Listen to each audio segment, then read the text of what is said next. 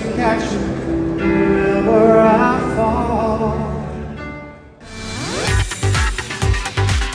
Bukan sedang konser, merdunya nyanyian Ronan Keating ini sedang mengiringi pasangan pengantin Valencia Tanu dan Kevin Sanjaya memasuki area pelaminan.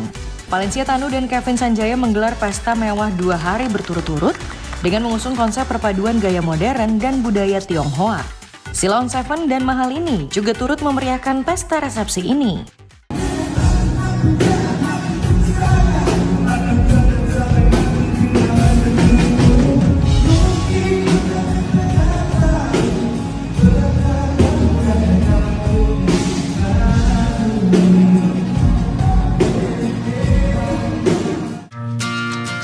Sebelumnya, putri konglomerat Haritanu dan atlet bulu tangkis ini telah mengikat janji suci pernikahan di Le Meurice, hotel mewah tertua di Paris, Prancis pada 23 Maret. Bak dongeng untuk resepsinya mereka gelar di sebuah kastil mewah. Biaya rata-rata untuk merayakan pernikahan di kastil ini berkisar 1 juta euro atau sekitar 16,4 miliar rupiah. Mereka juga mengesahkan pernikahan secara hukum pada 15 April.